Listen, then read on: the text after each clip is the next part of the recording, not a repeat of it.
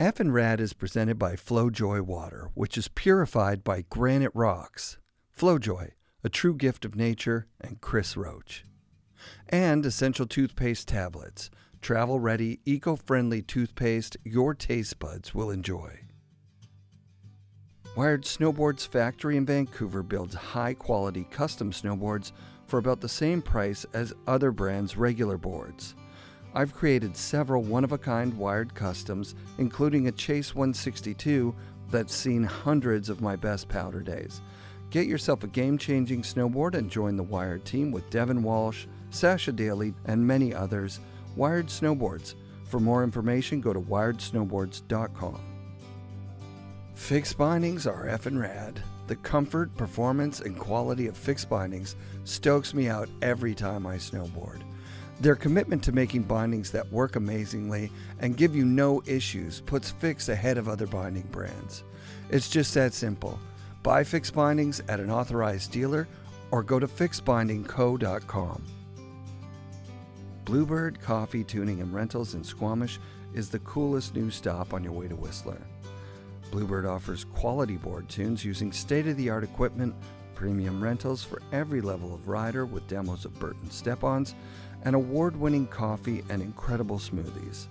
For a blend of expert knowledge, convenience, and lots of charm, stop by Bluebird in Squamish and get your board tuned at the newest mandatory stop on your way to Whistler. Anon snow goggles enhance and protect your vision with unmatched optical clarity. Anon's Magnatech quick lens change technology allows you to swap lenses with ease. All Anon goggles are engineered to deliver no fog days and pair perfectly with Anon helmets and MFI magnetic face masks. Get yourself the best goggles at an authorized Anon dealer near you.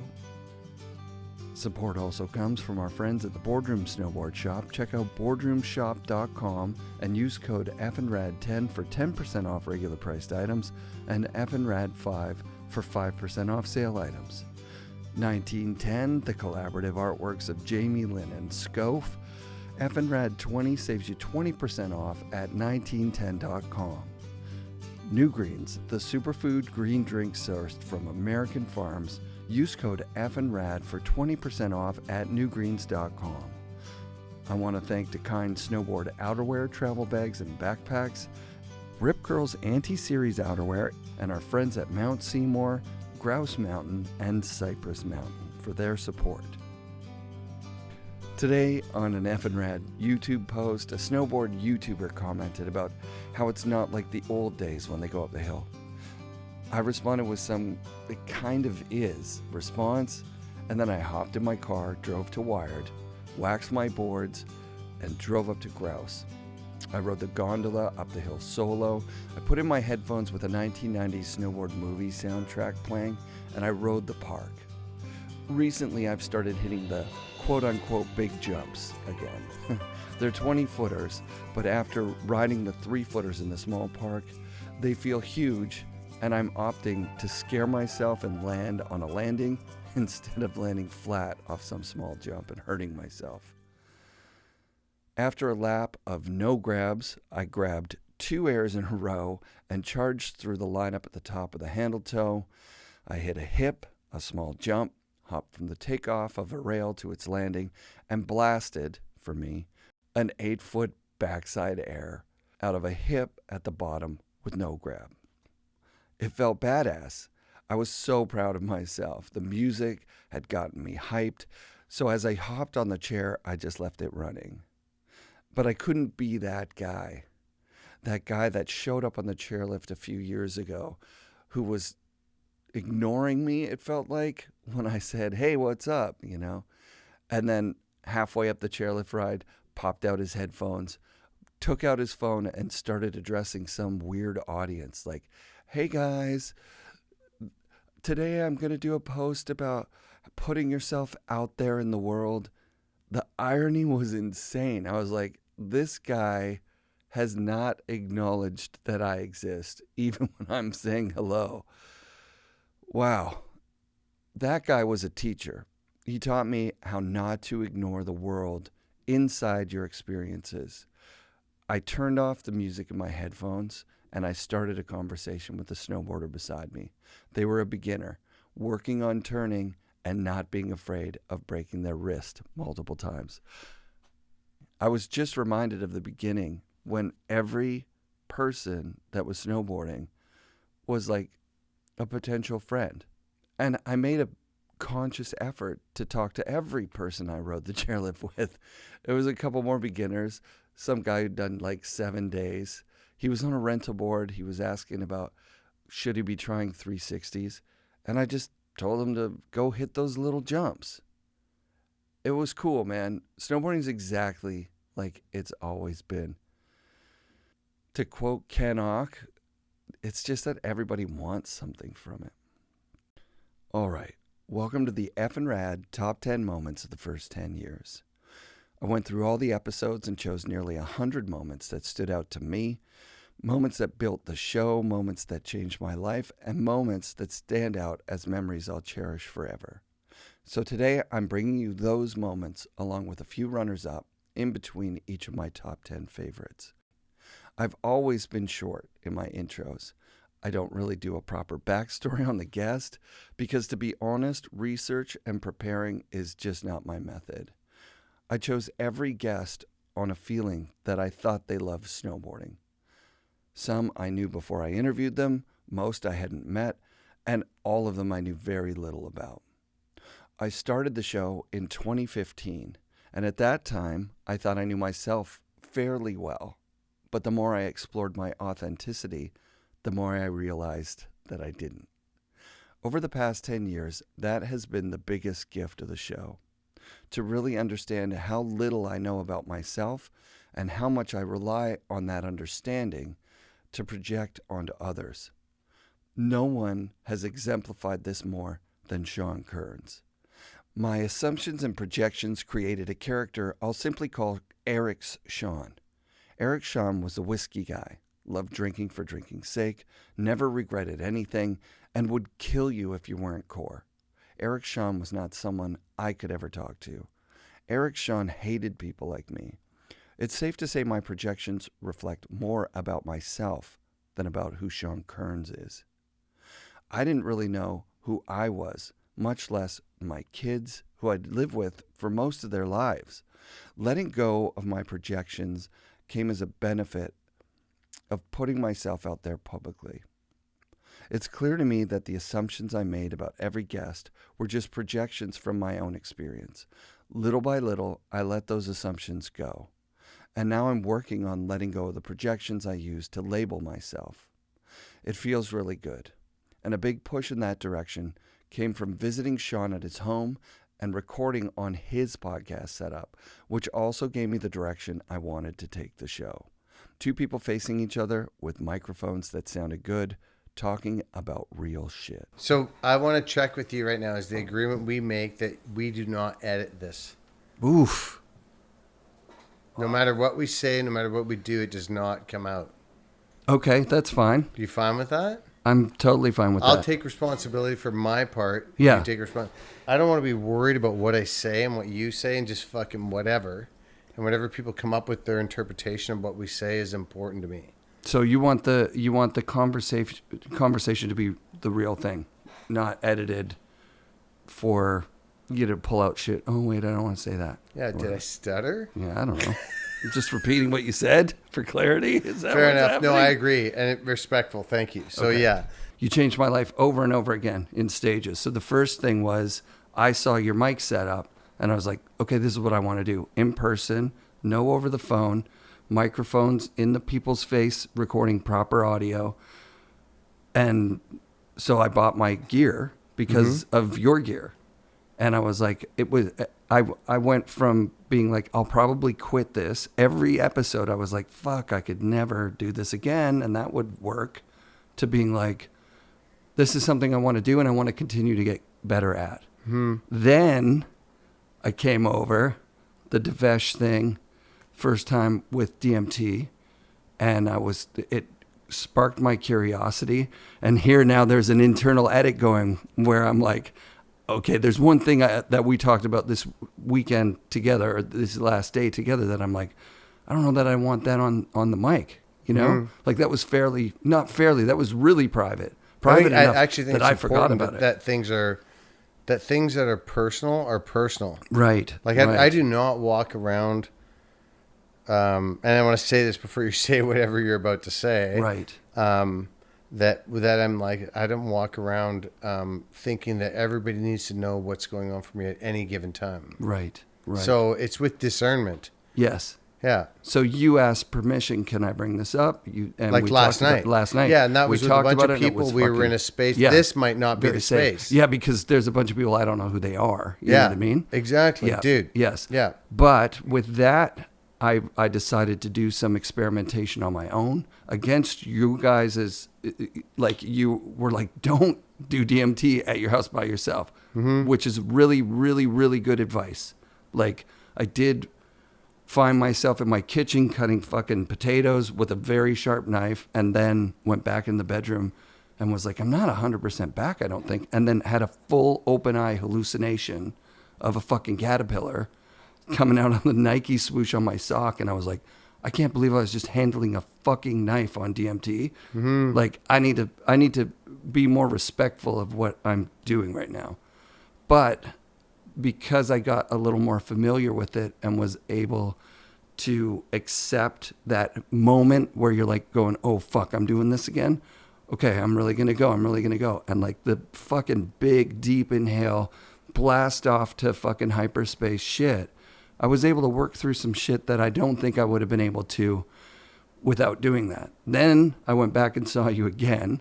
You cracked my fucking world open. That was a different story the second time. It was completely different. Yeah. Because what you did the second time was... I'm kind of tripping out that you'd even do that much DMT in the first place. I'm not a DMT expert by any means. Like when you're like, right. I'm like, I actually don't remember whatever it was you did the first time, but I was just in a phase with this guy, Devesh, living in the house. He did the thing. Whatever phase I was in was a phase. Yes. And then... but I don't I remember the experience. I remember you being there. It's very important for me, but I don't remember I wasn't like a big proponent to this drug or whatever. But then the second time you came over, the way I remember it was you did 3-MMC. Correct. Which is a heart and a shame and guilt inhibitor. They drop so you can actually talk, and we just had a talk. It was so sick. It was amazing. You actually...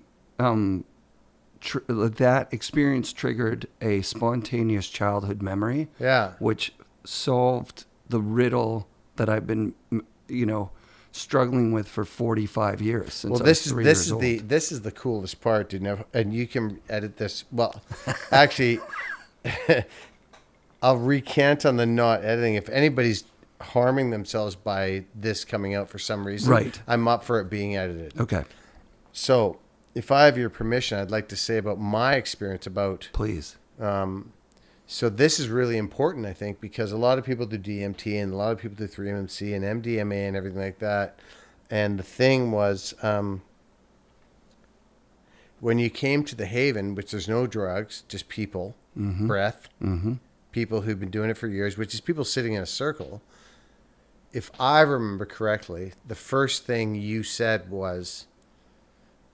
I had, I've healed my developmental trauma with my mother. That's a fair, yeah. I might have said exactly those words. Something like that. Yeah. Which was cool. Yep.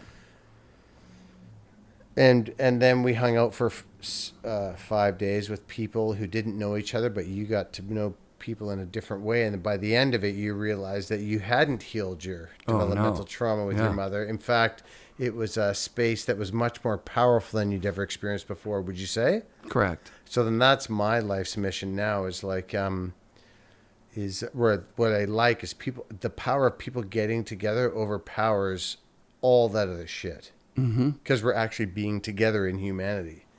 And if you got the balls to be with other people, that's the thing. Yeah. And you had the balls, actually, to be with other people. Thanks. Yeah. Yeah, no, well. I'm just thinking of what went down at the Haven for me, and it was an exercise in being genuine in front of strangers, really, is what it was, which is not a day-to-day. Yeah, and you know what's really weird for me is that I think about it and I'm like, really, what it comes down to, and I'm a bit of a weirdo. I don't go into the psychology of everything and all these words and all this noise and all this bullshit. But what is really interesting to me is I pay attention, like skateboarding or snowboarding. I see who's a good skateboarder, who's a good snowboarder. Do they have shitty style? Do they have smooth style? Whatever. Right. And the part that trips me out now in my life is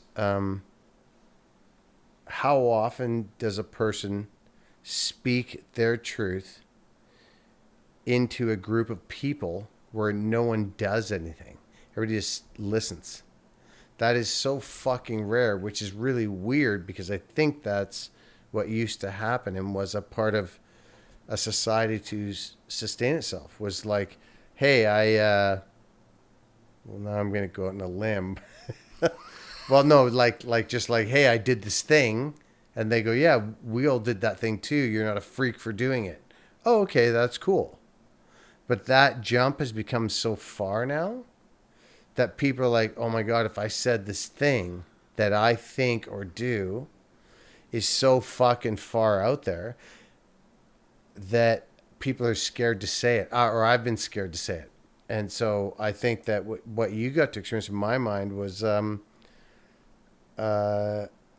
to tell your truth, and then people sit there with you, and then the story you had going on in your head was different than what you saw when we were looking in your eyes. Would you agree?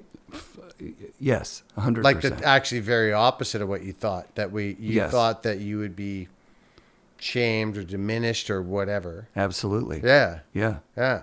This led to so many cool experiences and memories over the years, like the time Dave Dowd's wife made us an amazing breakfast while we did an interview in his backyard in Boulder, or sitting under the batwing awning of Tracy Canaday's Skyview camper in his driveway overlooking the Colorado backcountry, visiting vans for the first time in Costa Mesa, California, signing in at the front desk, getting to see the Jamie Lynn meeting room, and then interviewing then Vice President and General Manager Doug Palladini in his office, which gave me the confidence to hit up Donna Carpenter for an interview.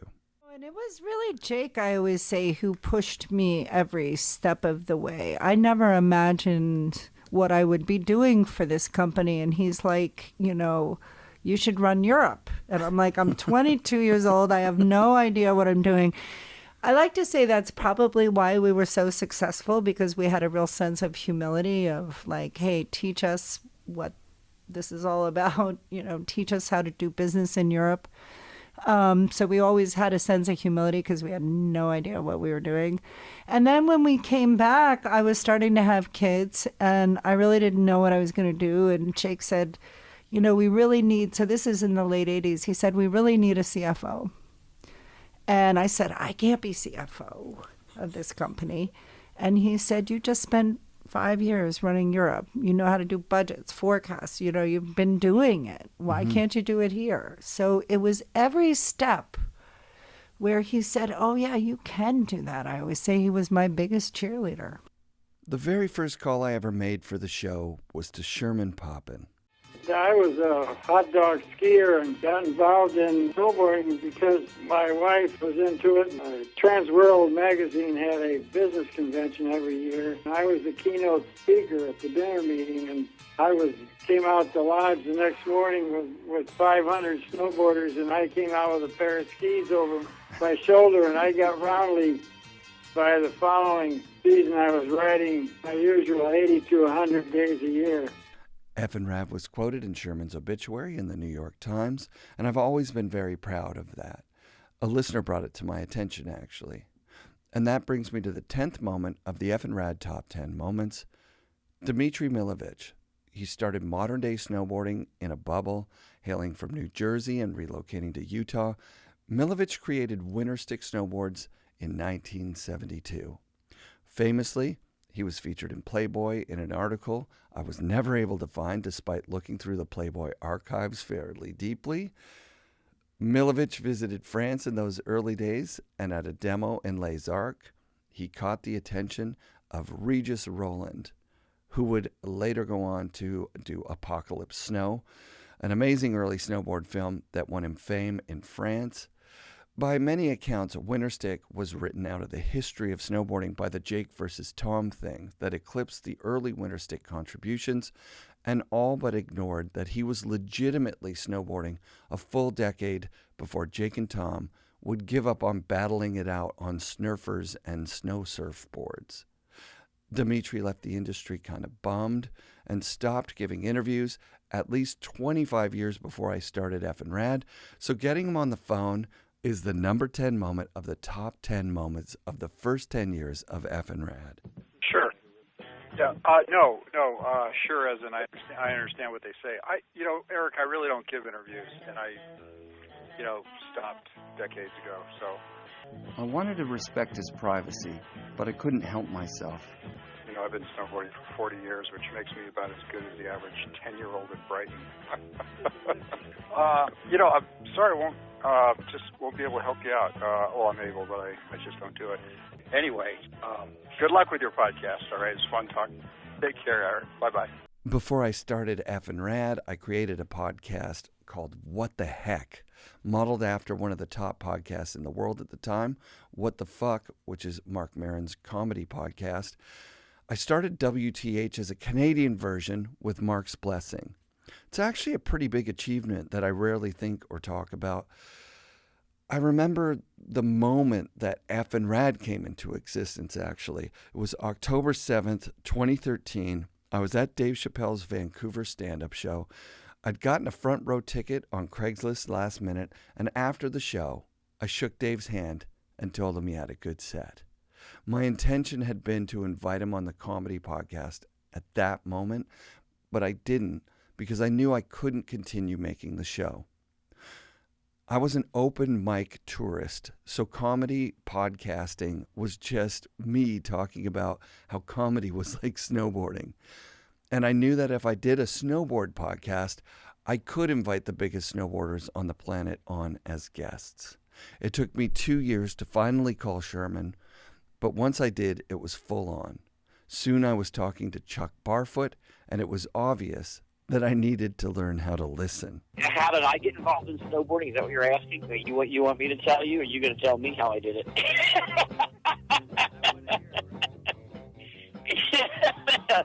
Okay, you asked me a question. Let me answer it.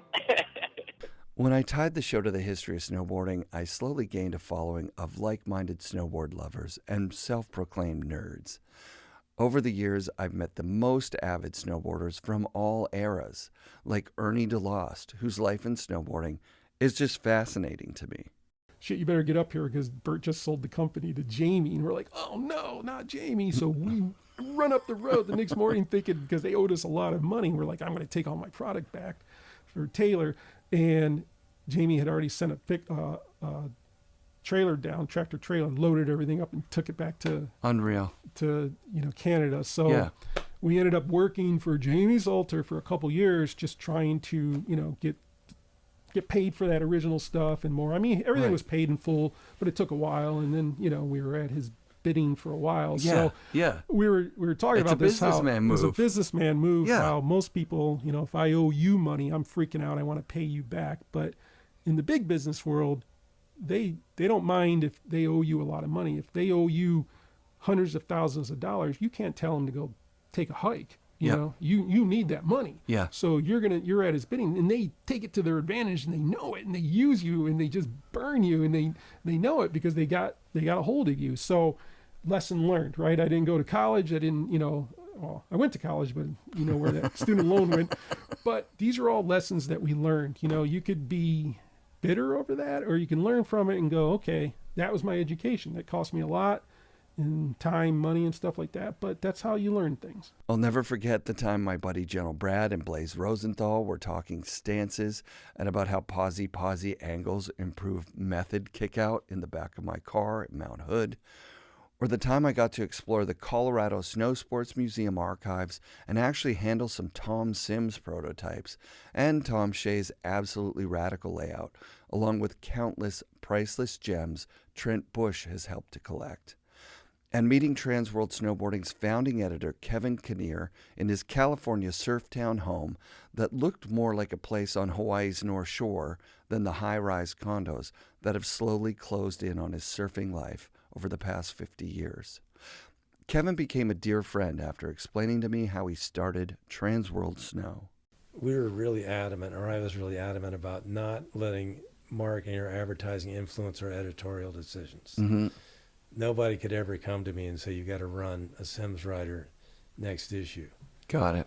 And I was very strict about that. Thank you for that. And Larry Balma. That's important. And Brian Selstrom and Peggy were all very supportive of that. Mm-hmm. Otherwise, I don't know if I could have survived if I was a normal magazine guy kind of stroking the advertisers. Right. So that was pretty much our policy, and I was very grateful to have that kind of control. This brings me to the number 9 top 10 moment of the first 10 years of FNRad, and it pains me to think that this is not number 1. The day I recorded with Mike Olson, co-founder of Mervyn Manufacturing, GNU Snowboards, LibTech, and Bent Metal, I drove down to Sequim, Washington unannounced, and not even knowing if Mike would be there. Driving home 18 hours later with 8 hours of tape, I couldn't believe what had just happened. Mike Olson is known for his stories. Anyone who's been privileged enough to hear him tell them knew once I started that recorder, something epic was about to happen. So the very first thing I stood sideways on, I just thought of something I don't think I've ever told anyone. To be honest, the first thing I ever stood sideways on was linoleum. Like, I had this friend named Jim Cloutier. I moved to Burien, which is right by SeaTac Airport in, it was, I think, 1973 or 74. We lived on a really steep concrete hill. And when it rained, it's Seattle, obviously, so it rains a lot. And him and some of the other neighbor guys, he was my age. I was in 4th grade when I first moved there, and then probably happened when I was in 5th grade. So yeah, like 74, I would guess.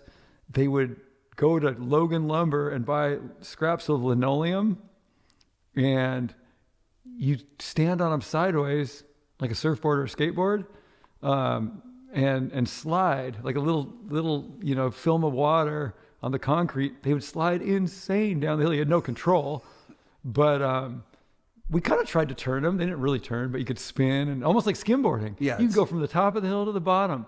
And what would ruin your day is you'd wear through the linoleum, the shiny part, and you'd start hitting the rough inner layer of that, whatever that laminate was. It was like 3 layers, So that was the first thing I did. But to be honest, the skateboard, the fad skateboarding hit in like 75, 76, mainly 76. And into 77, I really wanted a skateboard. Everybody had a skateboard. Like everywhere, skateboards were for sale. 7-Elevens had a little kiosk by the Slurpee machine, like right at the front, that sold skateboards. Those like, little plastic penny boards, they call them. They looked like penny boards. Yeah, they looked like, but Makaha was big, and GTs were big, and I have a GT. Yeah, I have a blue GT. I got it at exactly. garage sales. GTs and Makahas were 2 of the big brands that you'd see.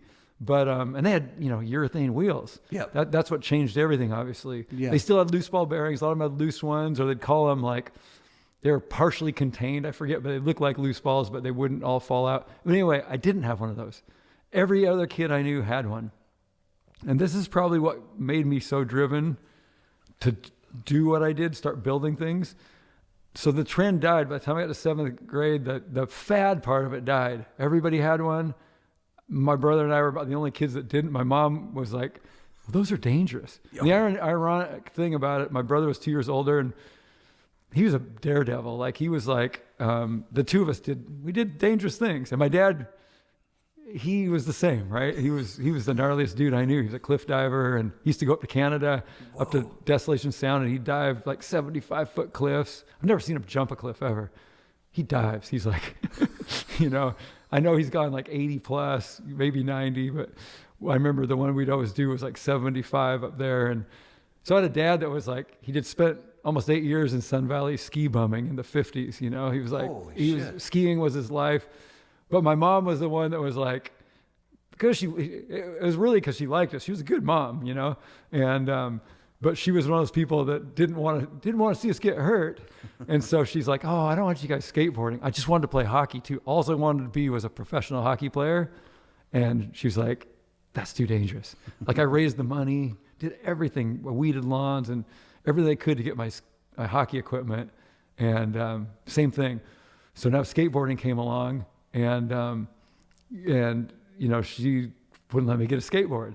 And so me and my brother, I remember we went to a dinner one night about an hour away at a friend's house, an acquaintance of my parents, and there was the daughter was my age, and she had a Makaha skateboard in her basement. And I remember she's like, hey, you want a skateboard? And my brother and I were like, really?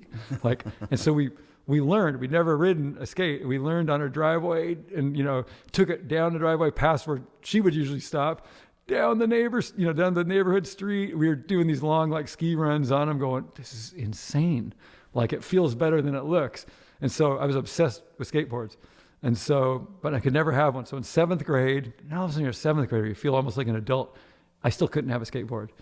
And she tightened the clamps down on me. And I would sneak away whatever I could to my friend John Heine, his neighbors had skateboards, so we'd sneak. I'd spend the night at his house and we'd ride skateboards. And I almost bought one at St. Vincent de Paul thrift shop that I saw for $1.99 because skateboarding was starting to die. Yeah. Brought my money to school. I was going to hide it behind my house. And the day I went to get it after school, it was sold. And so finally, right when skating was basically dead on the way out, like, so it'd be in 77 where the fad was dying. Yeah. The guys that were into it, but the fad was dying. You know, like people used to all carry their skates to school. Now, only a few guys that were hardcore skaters still had a skate. Finally, my mom said, okay, you can do it.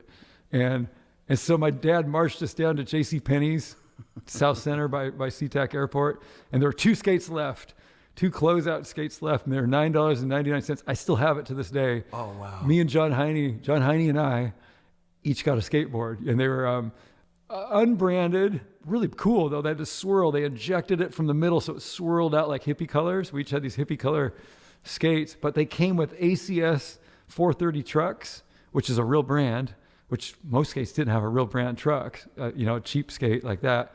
And then they had, they're called universal grabber wheels. And they had the balls that looked like loose balls, but I took it apart. They weren't loose. They were contained. So it was pretty good for $9.99, but it was a rainy day, and I remember John Heine and I just skating all Saturday. Like, in my basement, cleared out all the furniture and just on the little linoleum floor, just tic-tac. We worked on tic-tacs and got it down, and then went out in the rain and took our tic-tacking to the street, sliding out, and started riding hills. And he was my ski buddy and my longtime buddy. I met him in 4th grade, and we were now 7th graders. We were besties. So we just started skating a bunch, and that was in the winter, and skating was dying.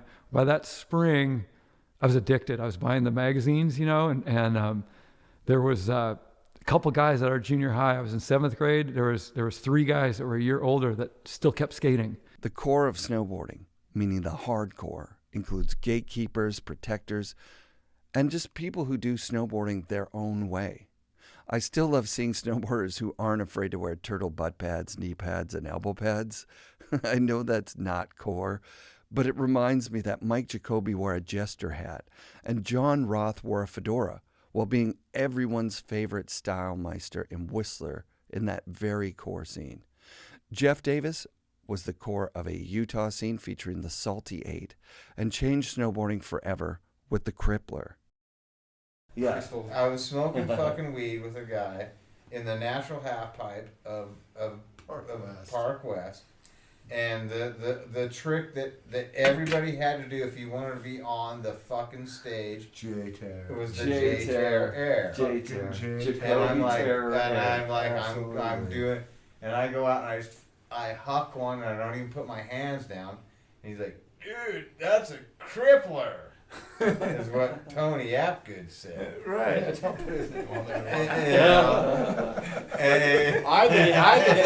think that story's wrong. I think you invented the air. But he had, like, dude, Well, the crip work. No, it was, You're like, I'm gonna name it that. He was smoking.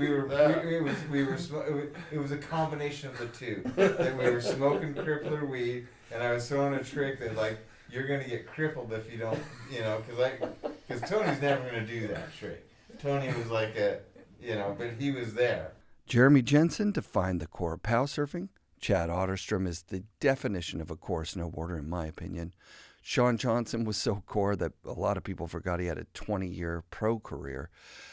Wes Makepeace sitting on a park bench in Squamish was definitely a core highlight of FNRad, as was recording with the original all-Canadian super pro Kevin Young.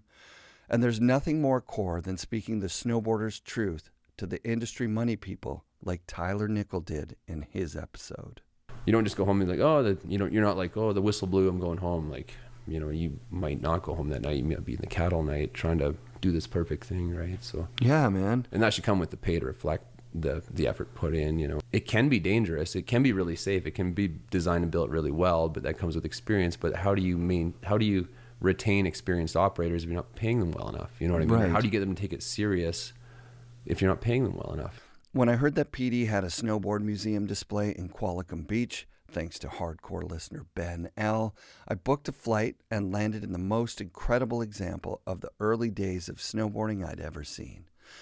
PD proceeded to blow my mind with his recounting of the earliest days of snowboarding right here where I snowboard every day. Like, there was a point when there were 8 snowboarders in the Lower Mainland, myself and 7 other people.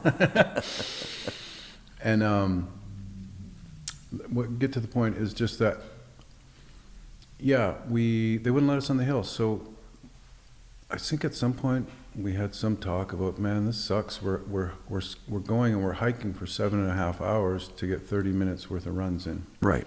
Which is, it's rad. Hey man, go hike in the back country, it's rad. But like, if that's all you have and you see these chairs rattling over your shoulder, you're like, wouldn't it be nice to be on one of those, So, and there were little stories, one year somebody hiked up past the first chair and somehow snuck on to the second chair up at Whistler or wherever it was. And so there were little blips of things, but it was still completely outcast. And we get on the phone one day and put on our most professional phone voice, and we start calling the resorts up around the BC coast and started asking them, do you allow snowboards?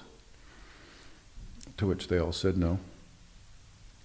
And then we'd ask why, to which they all just hung up on us, except Hemlock Valley. The Hemlock Valley is, I guess you would call it the valley region that's sort of outside of Vancouver. They were the only ones that actually humored us and said, well, yeah, we can't let you up because our liability insurance is such that it specifies people need to load and unload wearing skis off the lift. And so we said, okay, well, if we were to load and unload off the lift using skis but carry our board in our arms, would you allow that? And a little hesitation, and the dude on the line was like, yeah, that'd be cool. Wow. We were like, bing, it was like trying to like not act too excited, but like, okay, what days are you open? I think they were only open weekends then, I'm not sure. Yeah. Anyhow, super slider snow skates. I remember the ads from being a little ass kid, and it was like, they're ridiculous. They're these little, they're plastic slippers that you walk around on snow on. But the ads were like, skate, slide, soar. The only soar is, it should be S-O-R-E, not S-O-A-R. Anyhow, because you just, they didn't work. But what happened was we showed up and we said, hey, these are skis, right? And they kind of were like, but then we sort of pulled out some cash and went, these are skis, right? Yeah. And the Hemlock, I don't know if it is now, but in those days it was not a very busy place. Is Hemlock still around? It is. It's changed hands in the last few years, right. But it was... In the day, anyway, they could use the dough. They needed it. Whereas everyone else is like, get lost, you clowns, So yeah, they kind of, a little hesitation, and we probably said something like, we just drove all the way from Vancouver or whatever happened. So they're like, yeah, why not? So they sold us a pass. It was a mind blower. I mean, to all of a sudden be on the chair, and I remember the first time we went, it was beautiful. Freshies and just nobody around, tons of terrain to shred. Anyway, we'd get on and on. We'd walk, kind of trudge along with our boards in the lineup on these little plastic skis. And then when we get off at the top, we'd kind of stumble down on the things. And then we'd all have these little light backpacks that we got, like tiny little sort of military things. And then we'd just chuck the snow skates in there. Boom, we're snowboarding. Unreal. On a chairlift. Insane. So that's 83, same year as that board came out. So did you guys go every weekend that you could, or was it like something you did a couple of times? Yeah, it was, and it was a ways off before. Do we know what year, like Seymour, was it 88 or something, or 89? I don't even know. I think it went Cypress. In Cypress you had Grouse, to get Whistler, certified. Seymour. Yeah, you had a certification. They had a certification program. Right. You had to prove that you weren't a knob, and then they'd sell you a pass. And which for some of us took a lot of effort. Anyhow, no, they wanted you to be reasonably proficient so that you weren't chopping down skiers all over the place.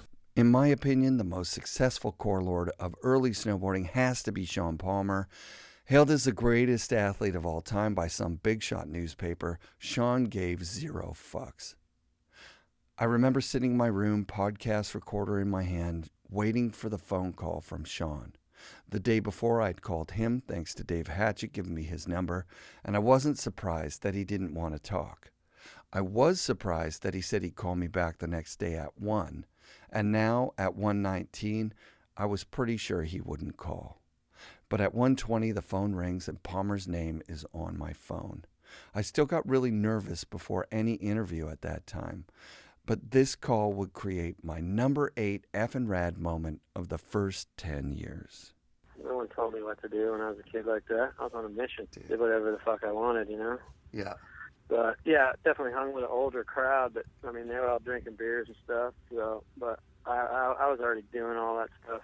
I mean, it didn't matter. I would have been on the same road without any influence from anybody. So, like me and Craig, we were definite rivals. I mean, I had complete respect for him because he trained so hard and took it serious. But I did my time off like natural talent and just partying and skateboarding and shit. He was like training for it. But I mean, he won a lot, I respect him, but at the same time, we definitely had a serious rival.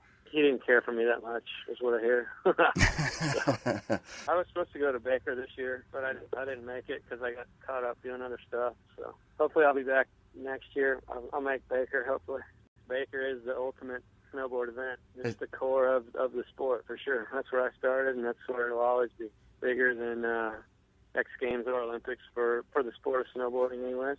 It feels really good when I go snowboarding somewhere I've never been and a listener recognizes my voice or my headband and comes up and says hi. But most snowboarders have no idea who I am. Meeting people like Todd Coleman at Burton has been one of the best things to happen to me in my life. When Willie McMillan reached out and invited me to record him calling out the industry, I was all in. I used to be like, okay, there's real snowboarders and there's people that go snowboarding. But now I kind of look at it like, yeah, snowboarding's blown up, and it's like there's a bunch of people on the hill that, might as well just be skiing. They're not like real snowboarders like we think we are or whatever, like. Right. The dudes who are going into REI are it's like fucking Uncle Rick and his like wife and kids, Yeah. And, they're buying whatever they've seen the most of, like whatever, they're probably going to buy Burton. Reconnecting with introvert and incredible artist and snowboarder Natasha Zurich was a highlight for sure, as was touring the offices of ABG in Manhattan to interview business mogul Jamie Salter. Listen, I've tried to buy Burton a few times. Maybe one day Donna will sell it to me. I mean, Donna, I want to buy Burton snowboards. When you're listening to this, call me. While Jamie played the villain in snowboarding, meeting him confirmed that I knew nothing about him. And when I asked him for financial advice, he didn't hesitate to help me out. Even the bad guy of the industry has a huge heart. The snowboard community is built of people with huge hearts.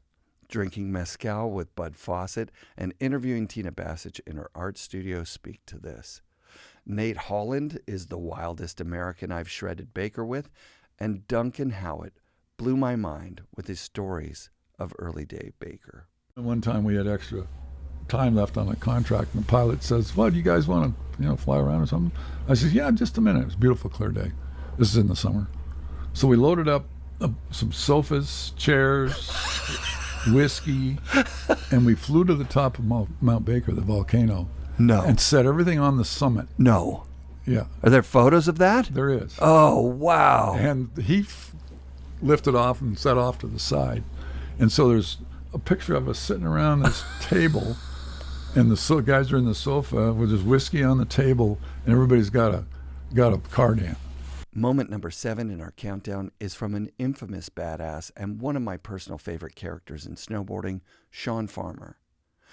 I first asked Sean to do the show as our first pro snowboarder interview during a particularly shitty season where he'd driven all the way up from California just to ride the only storm that year at Baker. We recorded on the lift.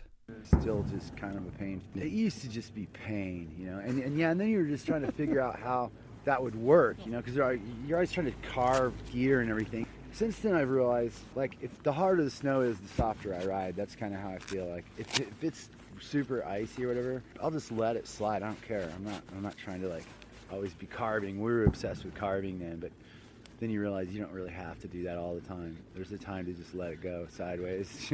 Well, yeah, there weren't any rules because no one even had a book on how to do it. So, yeah, there was actually quite a few boards floating around, even in the 80s. In the late 80s, there's I'm kind of tired of Cali. I don't know if I can endure any more shitty winters.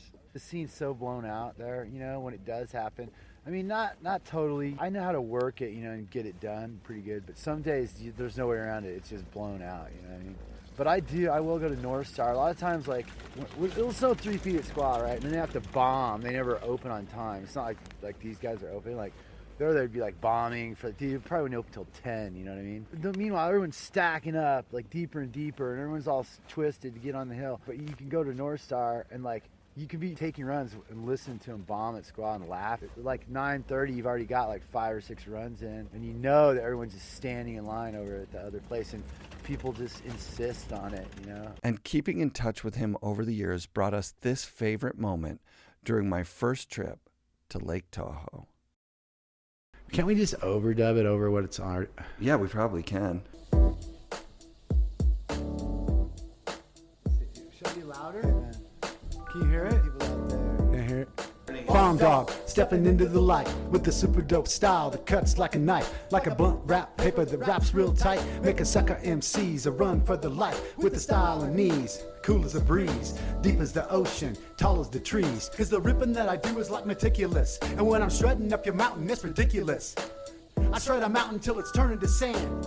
I know this country like the back of my hand. It's this thing you cannot understand, how farm can kill a man.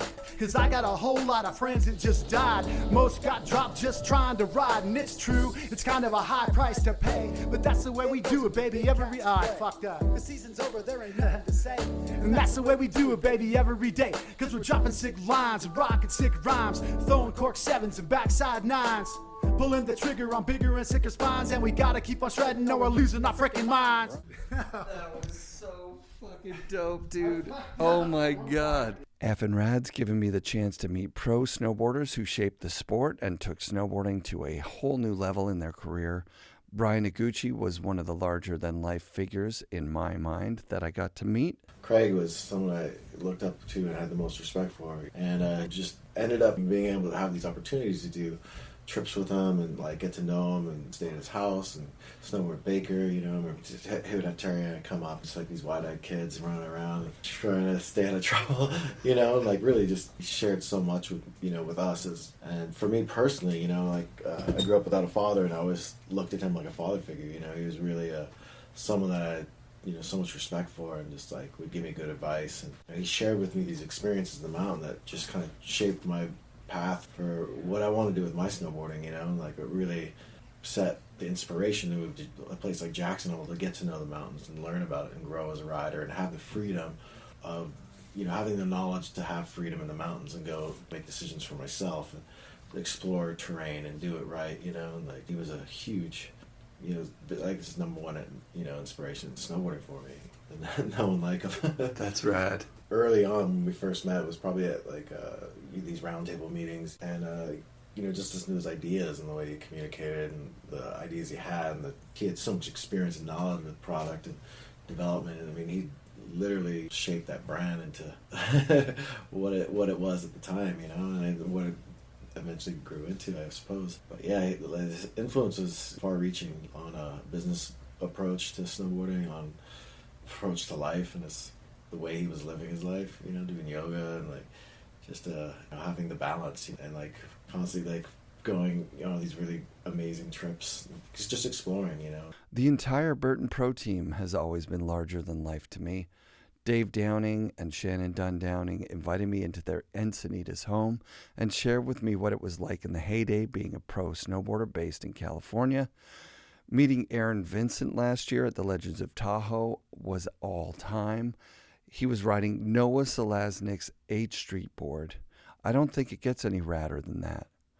Dave Cioni was one of the original Super Pro snowboarders, receiving top billing in my all-time favorite movie, Snowboarders in Exile. Dave blew my mind with his hospitality and openness, as well as his eye for set design when we recorded in his workspace behind his house. We're at Mount Baker, and it's just one of those, like, just coming down, and it's like, okay, everyone's all rat packed up, and Dan Donnelly's younger brother, Ike, like, in the lodge or whatever, he's like, I forgot my boots, and somebody just gave him a pair of boots, you know? Like, we're going down, and it's like, you know, Baker, like, just steep chute, like, just working our way down. And this guy's cartwheeling, and all of a sudden, there's just a board with boots in it, just goes by me, like, cartwheeling, and Ike Donnelly's like, fuck, I lost my board. And he was just in socks, and I was like, fuck, I wish I brought my boots. The Man Boys and Wildcats joint movie premiere at Fortune Sound Club was an all-time moment for me. Meeting the next generation of super pros like Chris Rasman and Jody Wozniak at an event with JF and Devin and the boys was like a window back into 1996, when movie premieres were done on Granville Street in full-on movie theaters. Out-of-town pros like Mike LeBlanc would bring out all the Vancouver snowboarders to wreak havoc on the city. Being in Todd Richards' garage was also surreal.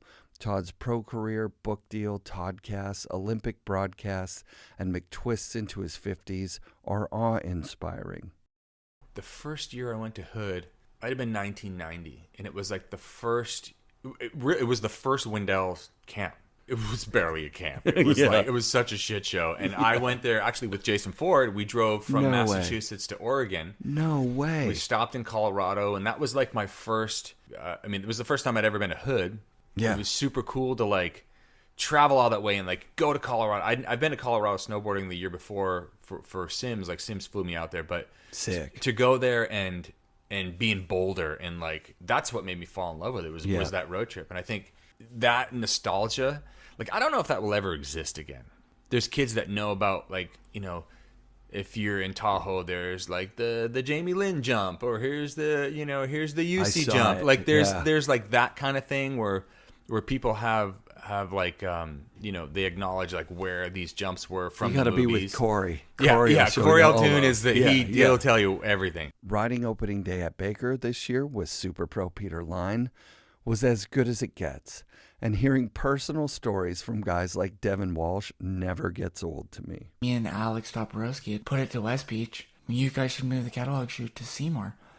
The guys there, Dano and Kevin Young, they're like, what's at Seymour? We're like, dude, there's so many good jumps. And they came up there and they're like, well, we need someone to show us around. So then me and Alex went. We showed those guys around for a few days. We got amazing shots for the catalog. Rad. So sunny and blue. Rad jumps. And at the end of it, the team was like, you got to put these guys on. They're so good, too. That's dope. So we ended up on the team. And there was one girl from school that I like had this big crush on. And she was on the route. Rad. So like I would try to go when she would be home. She must have told her brothers that she hated me. Yeah. So when I'd go to her house, I'd be like, "Hey, is Liz home?" And the guy'd be like, "You better get out of here. I'm gonna beat you up right now. Leave my property right now." I'd be like, and I remember a couple times he would chase me down the road, and I would start skating. You know when you'd skate for like, you know, half a block casually, and you're like, you know, he's gonna give up. He's like a dog, you know. Yeah, yeah. He wouldn't quit, and it would turn into like, and I would have to like hook a right and go down a block, and oh my god. Yeah, it was crazy. Like they actually wanted to like maim me. The sixth top moment in FNRad's top 10 goes all the way back to season 1. When Terje Hawkinson did a live event at Chair 9 in Glacier, I knew I was going to be doing this FNRad thing for a while. My neighbor had a board. It was a Burton Elite 150. Had a little fin on it with swallowtail. I think it had, it's not going to say the Velcro straps, but it had like plastic click-in straps. Actually worked in powder, but it didn't really work on the hard pack. Sick. And then what was your first board that was like your own, that you bought? Well, I bought the same board, but not from my neighbor, from this other girl down the street. Were you basically on Burton when you were like a little kid? Was there ever like Terje on Nidecker snowboard or Crazy Banana or something like that? You know, like it was so small back then, and there was be different importers. So you go to one city and everybody be on Sims. You go to the next one and be on GNU, and keep going. And like a lot of people thought, like, well, when we were making a half pipe, they were like, what are those guys doing now? They're making like this Burton ramp, you know. And we traveled around Norway, so we get to try everything. We had like Easter demos and stuff like that. So I was on a pocket knife, and that was probably a game changer for me at that time. But I grew up in a town where Ashild and Einar Loftus was, and they did World Cups in '88. They were on, like Ashild was on the Burton World team for many years, and so I was pretty lucky that like I saw that from the beginning, you know. So everything went pretty fast, getting sponsored by Burton. You know, I do a lot of different sports, and that was one that was really fun. Yeah. And now I do a lot of different sports still. All the ones I think that are fun. Perfect. And that's how you live. Yeah, it's just a sensation for yourself, and then you've been such an inspiration to so many fucking people in snowboarding. You're the fucking undeniable best snowboarder that's ever lived. And I thank you for being on our podcast, man. Terje, thank you for having me. Thanks for listening to the first 5 of the top 10 moments of the first 10 years of FNRad. Make sure you come back next week for the final 5, and take a moment to join our Patreon. You can join for free and enjoy some content without a monthly charge, or throw us $5 a month and get FNRad episodes before everybody else without any ads in them. It's really helping me to continue to do the show. FNRad Snowboarding is presented by Flojoy Water and brought to you by FNRad Productions. Pro Standard makes the grill mount the best mount for your Insta360 GoPro or DJI camera. It's a heat moldable mouth mount, tripod, hand grip, hook mount, bottle mount, wall mount, clamp mount, glove mount, and shoe mount, designed by snowboard legend Ken Achenbach to get you the perfect angle for snowboarding, surfing, biking, and it'll replace 90% of your other mounts. Use code FNRAD to get 20 off your first order at prostandard.com.